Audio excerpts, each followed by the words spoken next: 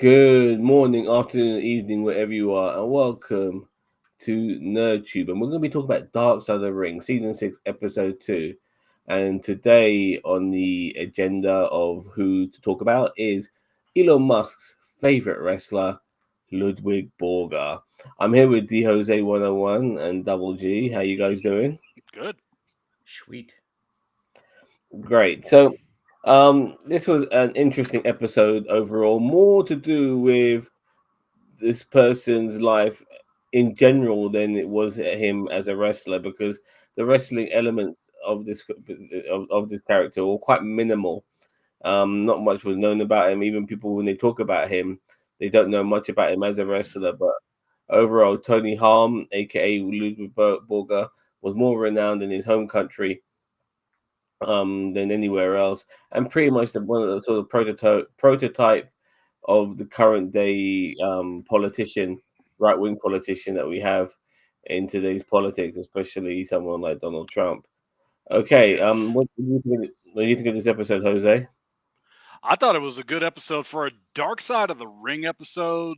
This was not it because, like you said, they didn't really touch on his wrestling career. Like, the wrestling aspect lasted, what, maybe 10 minutes, if that? And now that we're getting past the 90-second mark, I could say the highlight of this episode is that JR did not like Tony Ham. Holy shit. Usually JR doesn't talk like that about people, but JR does not like that guy. That was the highlight Yeah, of the episode for me. But that for a dark SS side episode, tattoo. Yeah. yeah, and the SS tattoo. But for a dark side episode, this just didn't hit from a wrestling perspective. But for a documentary, I thought it was a pretty good episode. I would actually agree with you on that, Jose. Yeah. G. I absolutely loved this episode. This Hmm. touched on things that was just like, I had a rough idea about Ludwig, which is why I was interested in this episode. That's why I jumped. As soon as I saw it was out, I just jumped on it. But holy crap, it was just like heavy hit after heavy hit after heavy hit, and I thought it was phenomenal. Now look, in regards to you guys as a Dark Side of the Ring episode, yes, because he didn't have much of a wrestling career. Yeah. He was in and out like a flash fart within a year. And I remember him clearly as a wrestler because he was the arsehole that ended Tatanka's Undefeated streak. unbeaten run, and it came to no fruition whatsoever. Mainly because I don't know if mainly because of the SS tattoo or just because he just wasn't really kicking it with the fans. They weren't really feeling him, so they just looked to get rid of him. And because he wasn't well liked backstage as well, it just a waste. And that's what I always remember. I'm like, they really this guy, and then a year later he was gone. I was watching wrestling at the time. I remember being pissed. I'm like, hang on a second. You build him up, he loses to Lex Luger, and then he's gone.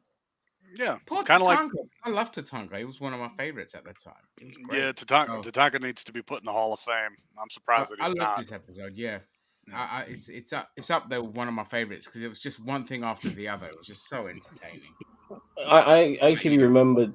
I remember that period as well. And it kept bugging me, like, why the hell after 2 years or even after a year that this guy's not getting, not fighting for the WWE title. yeah, Like, I think you can't, if you've been undefeated that long, surely you're at the pecking order of like challenging for the top. But that's not how things work in kayfabe wrestling. So there you go. And you have to remember there was the click back then, and the click was like, no, we control the belts. And that's pretty much how it was in 1995 anyway. Diesel, yeah. Yeah. Diesel, Shawn, Razor, Kid, and Helmsley pretty much came together and they said, that doesn't work for us, brother. And if they didn't want you having it, you weren't going to have it. It was actually quite remarkable that someone like Tatanka had the undefeated streak for as long as he did. Come Hmm. to think of it, considering all the people around him. Yeah, But yeah, yeah, it was phenomenal. That he was a top they mid carder. He was like the top of the mid great. card. I loved him. For sure. Yeah, for sure. So we find out very early on in Ludwig's in life that he has ambitions, and the quick shot of Arnold Schwarzenegger was in there as well. So he's trying to make you think of similar parallels of somebody from a European country who's quite a physically intimidating looking person who wants to go to Hollywood and become a big star. But it doesn't necessarily pan out for Ludwig Borga. Well, not initially. Sorry, not. It doesn't, maybe to a degree initially, but doesn't obviously in the long term pan out for him in America. But regardless, his initial upbringing was a bit weird because he was half Swedish, half Finnish, and his mum made him go to a Swedish school. I think he was among a different class of people in Finland, and he never really got. And I think that's kind of what made him sort of this introvert to a degree. Like he wasn't necessarily mingling with people because of his upbringing. I think both his parents alcoholics? Did they mention that? Yeah, and Yeah. they divorced when he was 2. Yeah, didn't really have a relationship with his dad. His mum was no better either, so it was kind of just neglected, and you could kind of see like that's just a literal recipe for where he ended up. I don't know, the white supremacy thing might have just always been a thing. You never know, but yeah, I mean, it just goes to show you, like, even in like White Town, Hicksville, bloody Scandinavia, just being half Swedish and half Finnish is enough for you to get racially abused. You know, but it doesn't surprise me because humans are fickle morons. You know what I mean? Like, I look as white as anything, yet I got abused racially because I was Greek. So him like getting abused because he's half Swedish was like, yeah, I'm not surprised. I'm not surprised at all. But to your point, I think he did make a mistake going into wrestling, because like think about it, you just landed in America and he was already getting like little bit part roles in On like shows television, yeah. and television and film and all this and adverts and all that, and I'm like, you've just landed and within a few months you've getting all these things. I was like, bloody hell, that's phenomenal. But he went bloody wrestling. He should have stuck it out in Hollywood because the guy was in. Don't forget, he was. I remember him clearly in Die Hard 3 because I did a double take at the time. I was like, hang on. Oh no, no, yeah, Yeah, it was yeah. I Die was Hard 3. like, hang Yep. on, is that no? And then years later, you forget about it at the time because there's no Google back then, and then you find out, oh yeah, that was actually Ludwig.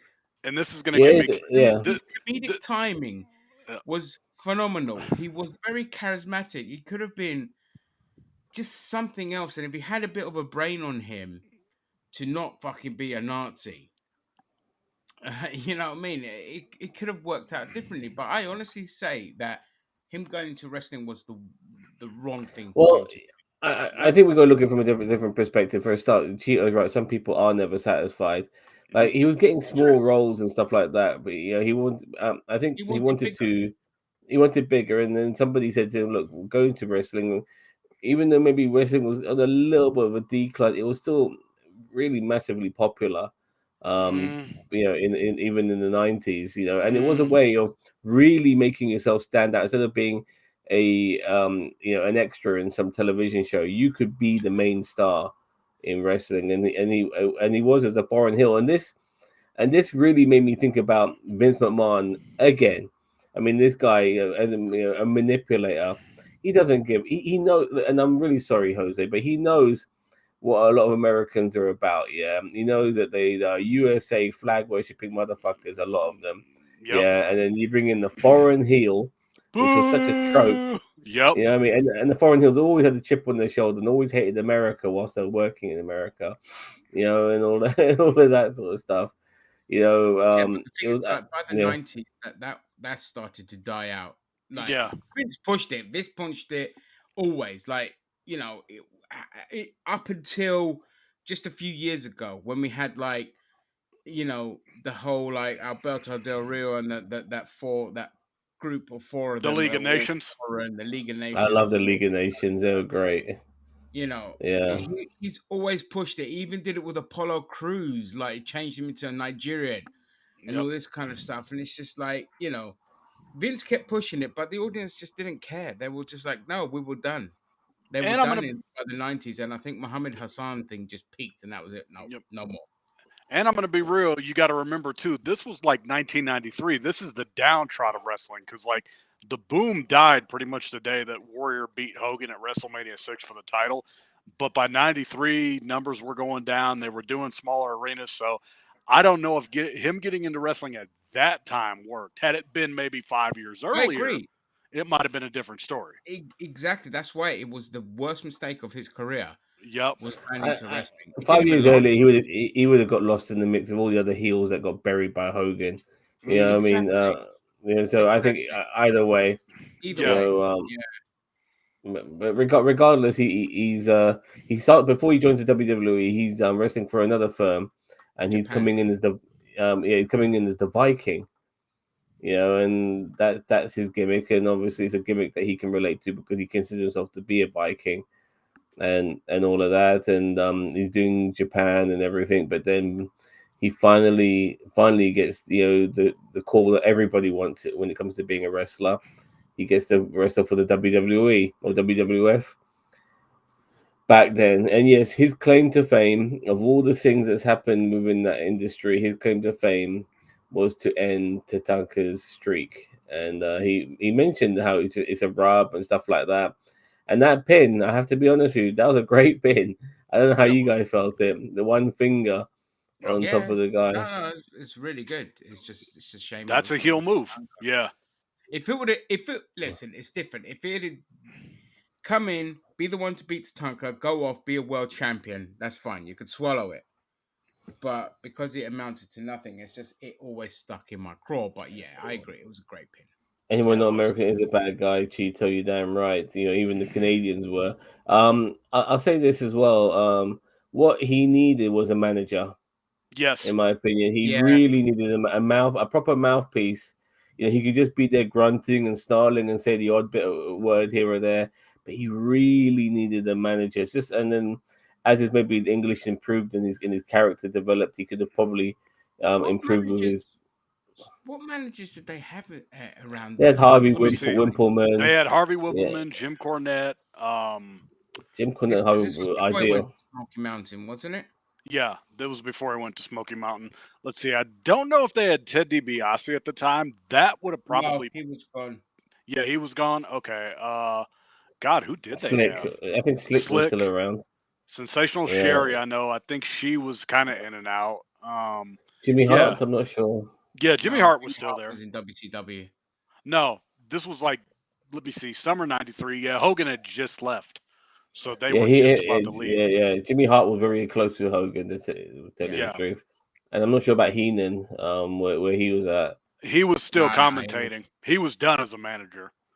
no, he was. It wasn't he commentating WCW. No, Heenan didn't get there till '94. Oh right. And Yeah. Fuji and stuff.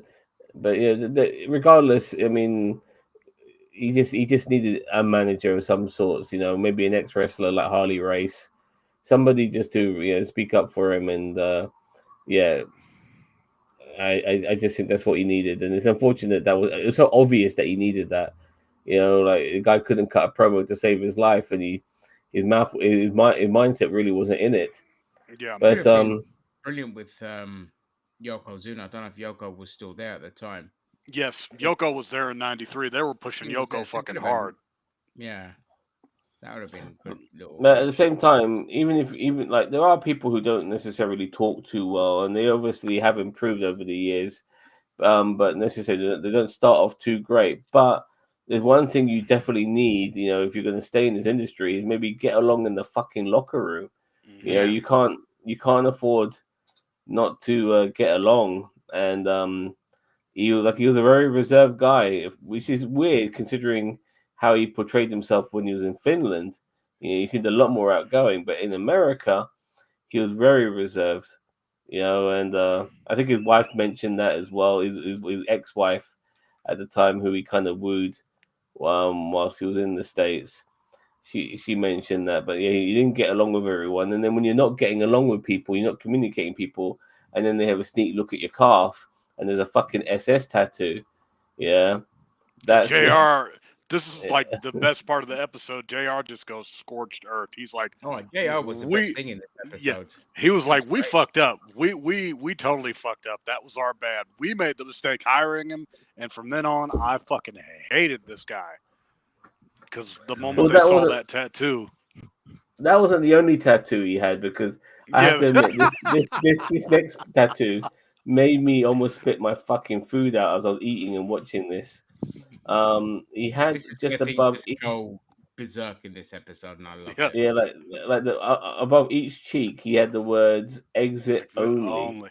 You know, and if you want to, portray yourself as a closet case, then you're most likely to fucking tattoo "exit only" above each fucking cheek. And Yep. who fucking says that? And the way Jim Cornette explained it, Yeah. was brilliant. But at the same time, like, who's gonna see that? You're gonna walk around with your fucking ass showing when you're on Venice Beach? Of course not.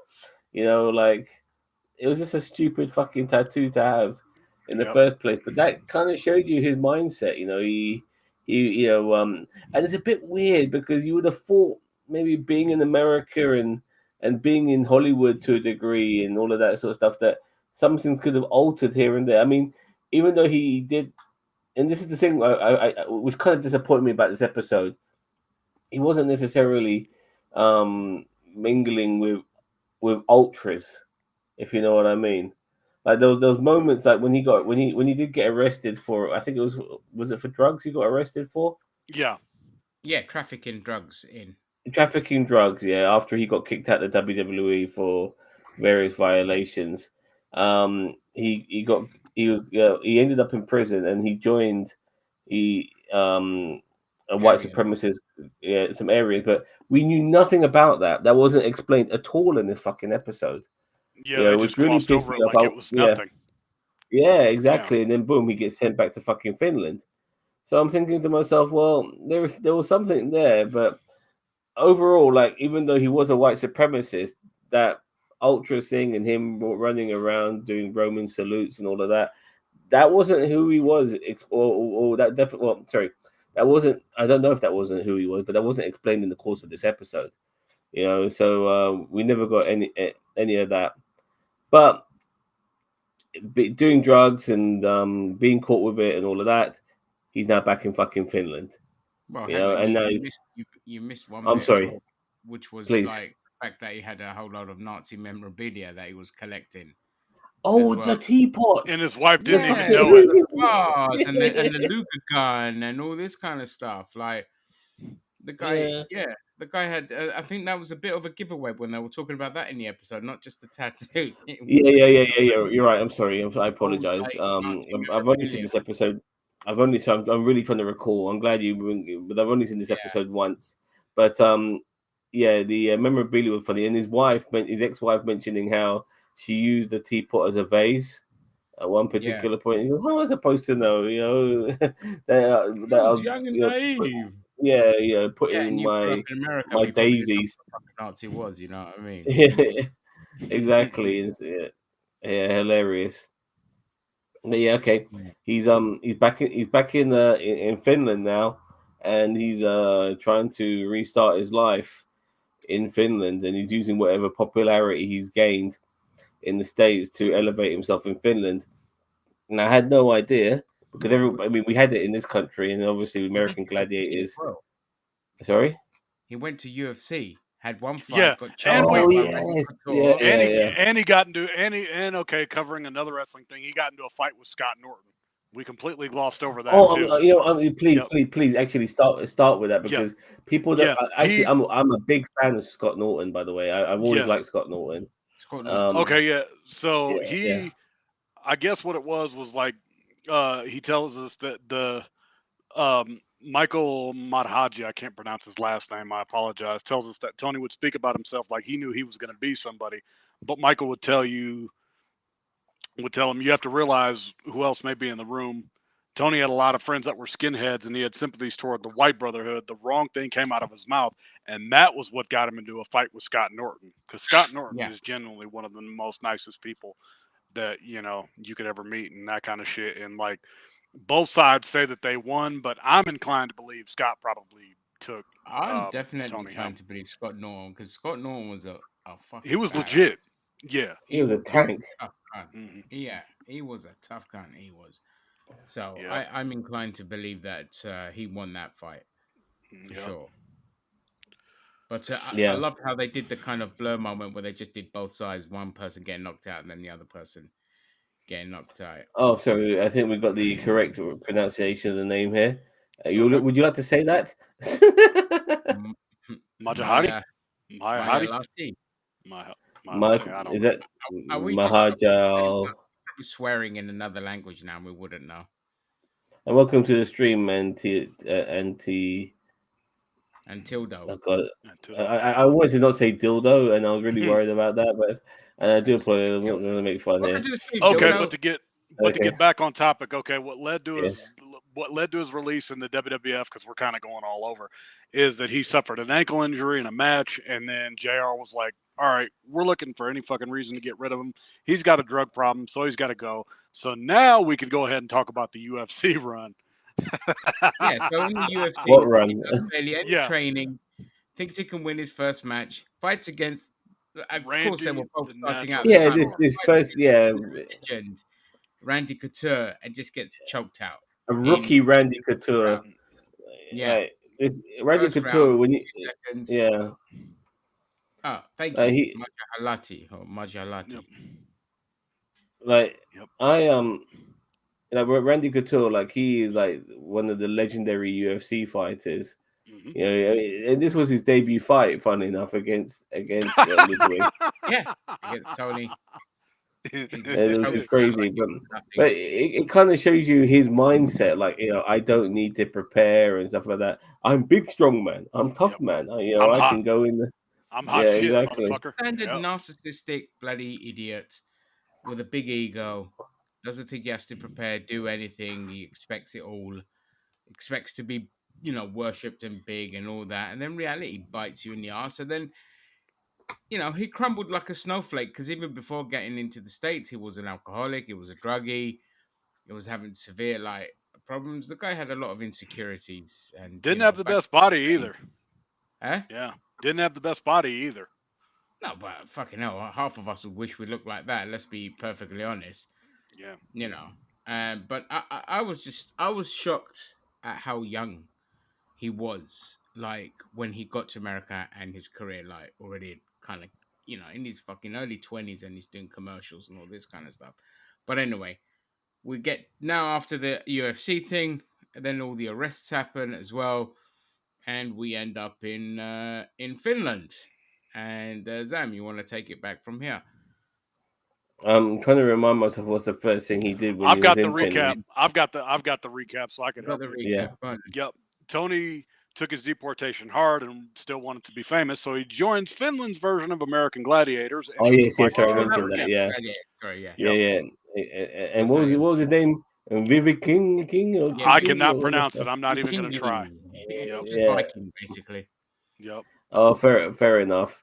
And then, and you had that Broomhilda woman in the. Yeah, it was really weird to come across so many Scandinavians who couldn't speak English except for the bloody the journalist, which made sense.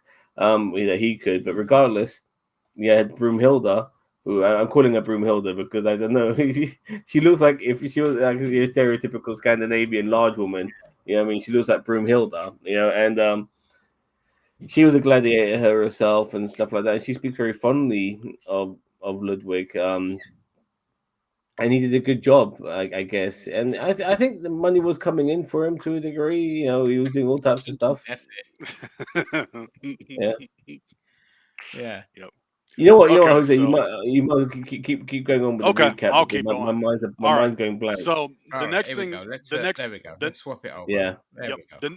The next thing that happened was that he recorded a song in Finland that sold really well, and then he started bragging about having testosterone, being a Viking and a man of steel. Oh yeah, This is crazy as macho shit. man. Like, this is definitely narcissistic complex. Like, if you I'm don't not know gay! what that is, I'm not gay! yeah, that's pretty much what that is. Yeah. So he basically goes fucking wild, and he becomes like superhuman there in Finland. So he went on to do. This is going to be the part that gets me canceled. I, DLZ 101, have never seen any of the Die Hard movies.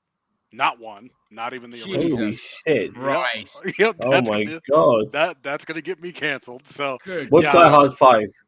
I've never seen any of them. Yep. He went on to do Die Hard with a Vengeance, and we see him in the movie opposite Samuel L. Jackson. It was a small role, but it was a good little cameo for him. It was And funny. then, It was really funny because he was about to yep. open a briefcase with a bomb in it. Yeah. And then this is Did where he- it gets. Go ahead. No, was that the same? He ended up getting killed by Bruce when in the elevator. Was he part of that contingent? Huh?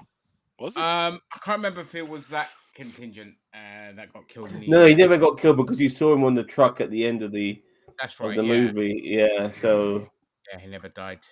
he Okay, never so died. They would have done a plot twist later on had his career taken off and just made him as the third brother, probably.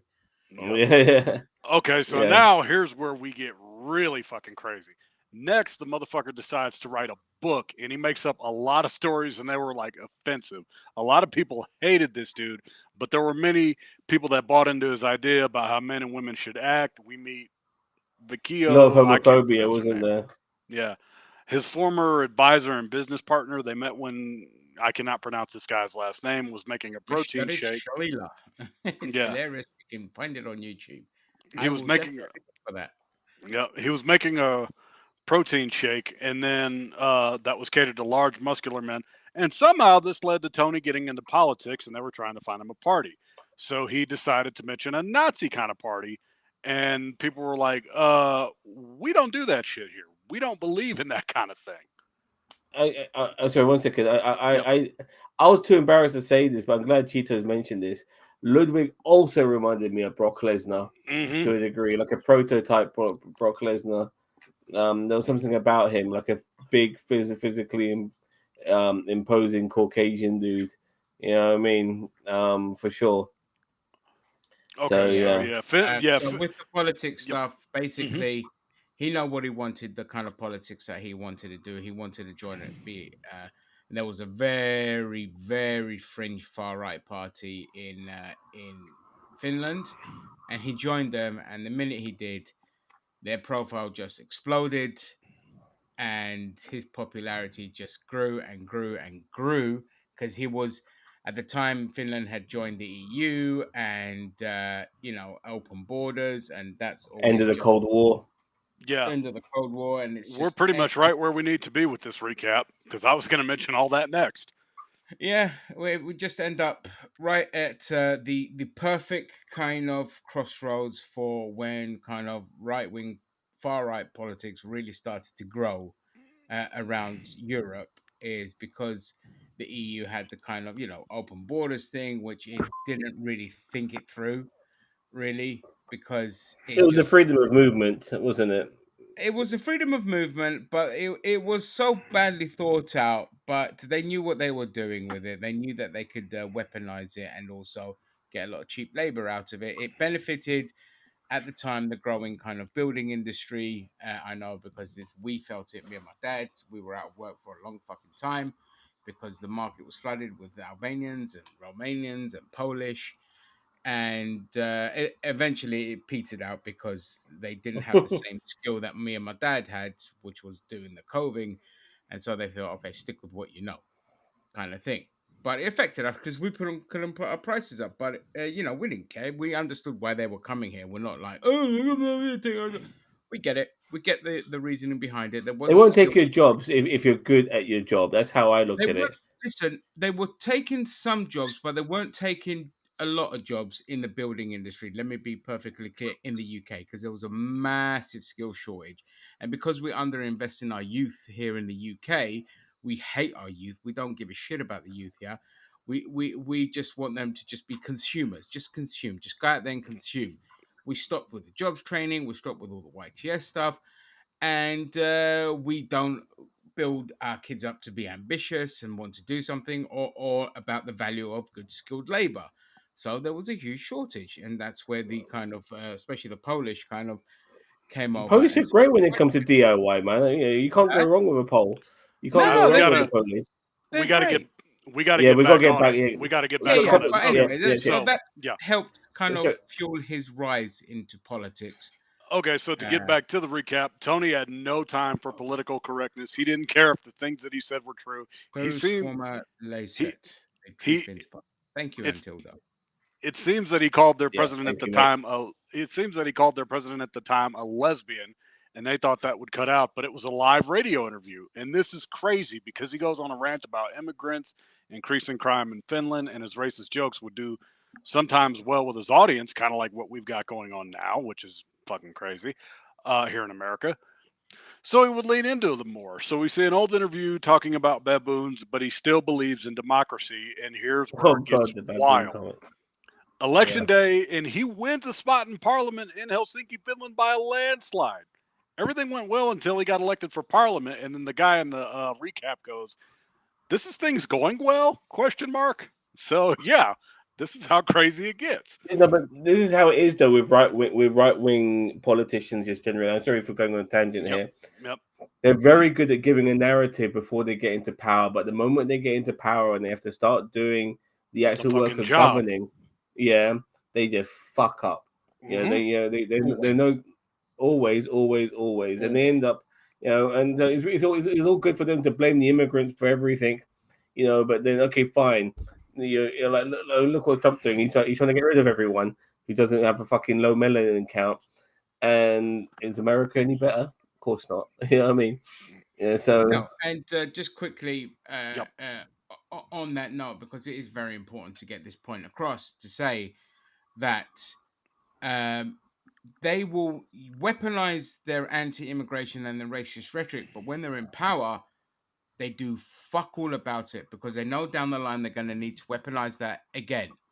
That's why. And they're just completely innate. They can't govern for anything. They want the power, but none of the responsibility. They just want to be worshipped. And that's what, he was no different. He just went on there, ran his mouth off, and it just derailed his everything for him.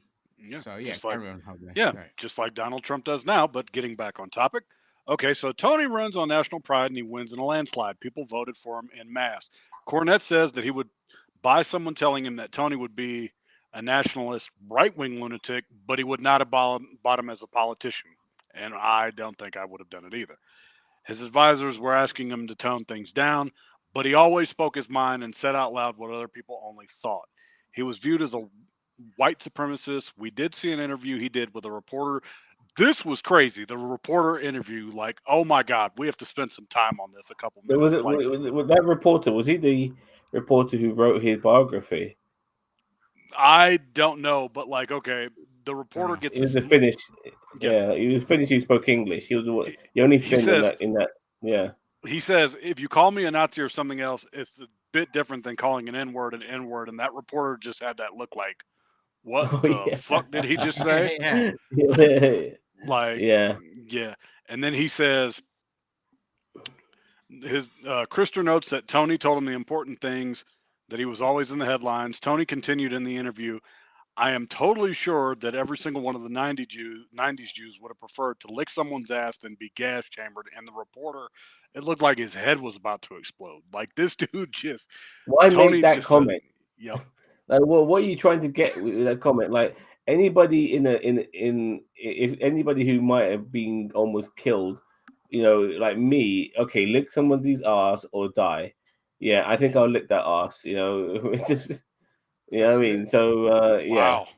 Yeah, I mean, this is just, but this is why they want you poor and stupid, Antilda, because poor, stupid people or poor, desperate people always are easily manipulated and then buy into the rhetoric that the far right or the right wing or the nationalists are gonna save you. But it's the polar opposite. What those people should be doing is voting for the left wing parties who actually give a shit about the working class.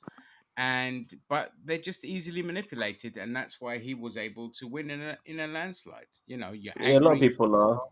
Things aren't working out for you. You've got to find someone to blame, and it's easier to punch down than to punch up. All right. Yeah, exactly. Okay, so he has a new wife, and things are going well financially. From the outside looking in, things look good, but there was trauma. He had become an alcoholic on top of his drug problem, which we all here at NerdTube could never recommend that. He had a bowl full mixture of drugs and hormones. God, the way that bowl. I mean, I don't know if Vice was exaggerating when it came to their imagery, but you're like, okay, you're like, here we go, like fucking swig here, a big bowl of fucking painkillers or drugs or whatever. It's like a huge bowl. It's like something you would see that would be full of M&Ms, but no, it's fucking full of drugs. And he's not just like taking a pill. He's fucking got his big ass fucking huge Finnish like hands in there. Yeah, and going like that. Like, Jesus Christ. Like, that's just... Yeah. And God knows what you're mixing them with, but okay. He had become an alcoholic on top of his drug problem. He had a bowl full mixture of drugs and hormones that would take him and he would take them around the clock. He would tell friends that life was chemistry. Okay, so we fast forward to 2003. But it's crazy that, I know we'll get to it, but that's it. All of that shit, all that alcohol, all those drugs, and it wasn't. That's not what killed him. Yeah. But you would think that would do it, but that's not it. So, okay, we fast forward to 2003, where shit gets worse. His substance abuse problem was impossible to ignore. People started resigning from the parliament because they had enough. Tony promised to have an exhibition match against a friend and former sparring partner. Things got out of hand. Was that the guy being interviewed? Yeah. Yep. Yeah, and Tony just gets like knocked the fuck out. Like he got beaten up again. It seems that every fucking professional fight he has, or any sort of amateur fight he has, or any fight, they beat. Mouth. That's why I believe the other guy knocked him out in Japan. Yep, he was all mouth. Yeah. Okay, so he promised to have the boxing match against his friend and partner. Things get out of hand as Tony got his ass handed to him. After the fight, he starts drinking and goes on a 2-week drinking binge.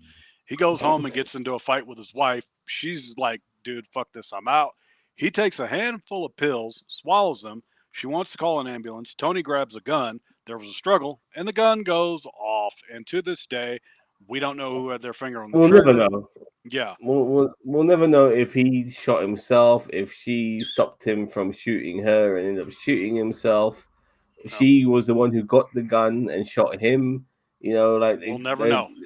There's various permutations on this, but yeah, I know nothing about this guy, as we all know. I knew that he wasn't alive because they were talking about him in the past tense, and he himself wasn't in this episode, so obviously he's dead.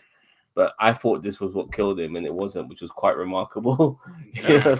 You can tell he's a fucking tank.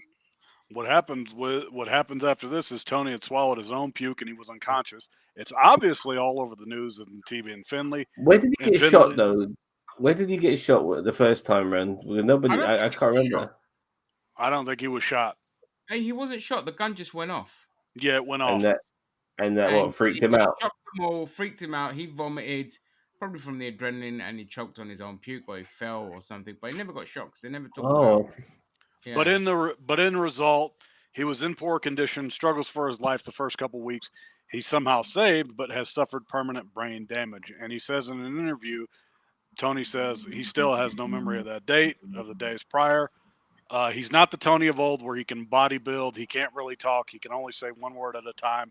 His marriage ended as his wife left his ass. He became depressed. He was charged in the shooting incident, and he says he will resign if he's found guilty of any charges. His story to the judge is that he was working on a role as a prison guard in Camp Porvu. A rule required that he had leisure. And he resigns and gets a 4-month suspended sentence. He's on disability, and his health causes more depression. He was still drinking like crazy and addicted to painkillers.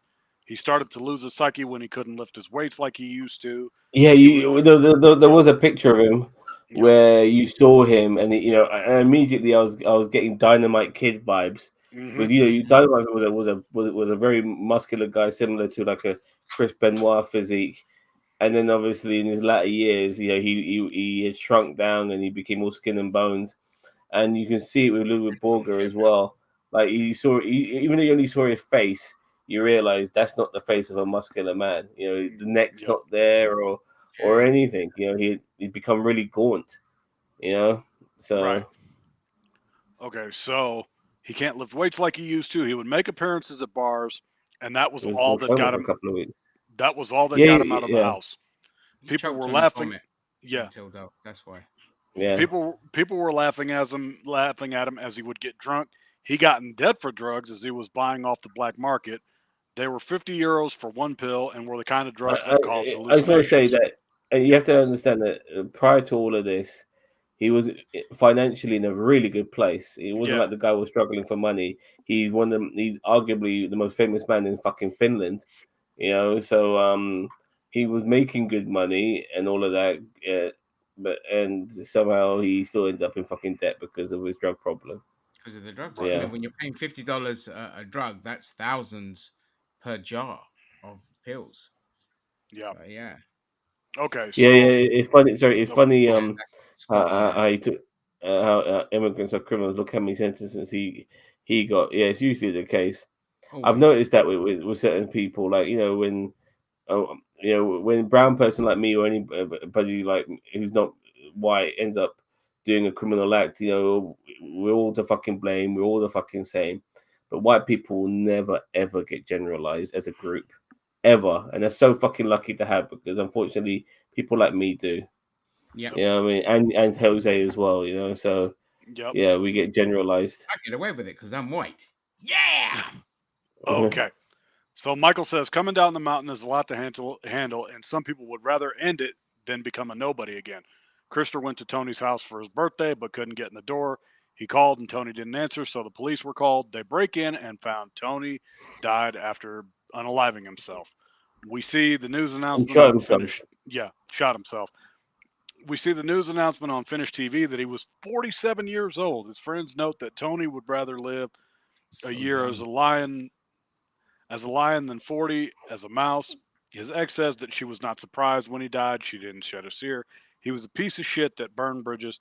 He treated people horribly. Some trace it back to his mom and the issues that they had, throughout his childhood trauma and shaped him as an adult. They discuss legacy, and one says he was Ludvig Borga, a non-descriptive heel from Finland who never connected with the audience. JR with the line of the episode. He was an asshole, and that is where I will leave it. In Finland, he is seen as more someone that changed politics in Europe. Someone even say what Tony did to change politics in Finland is what Donald Trump has done to change them in the U.S.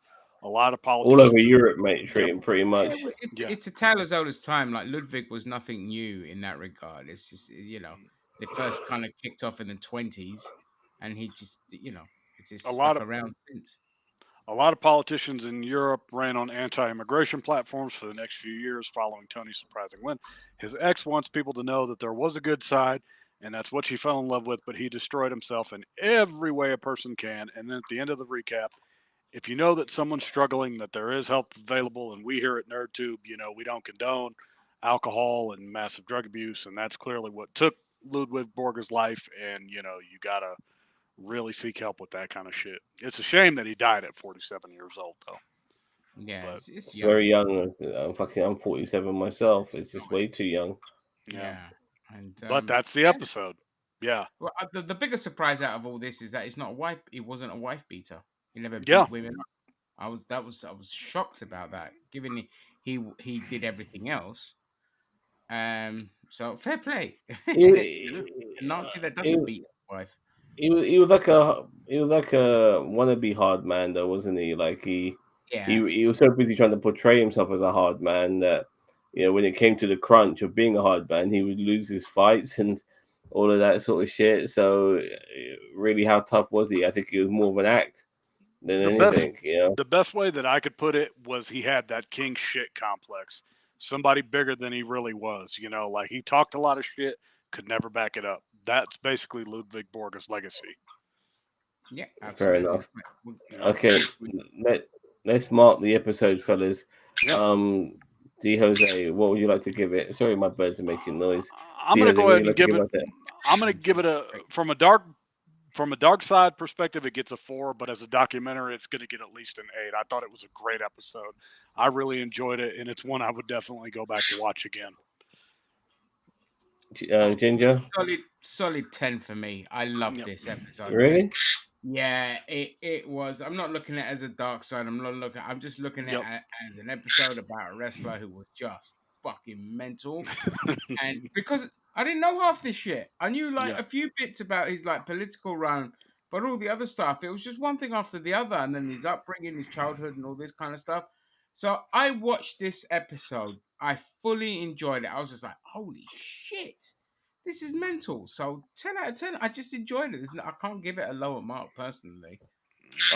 Maybe my expectations were a bit different regarding this episode. And I'm going to just mark it just as a Dark Side episode, not one or the other. But I think this is still a Dark Side episode, regardless.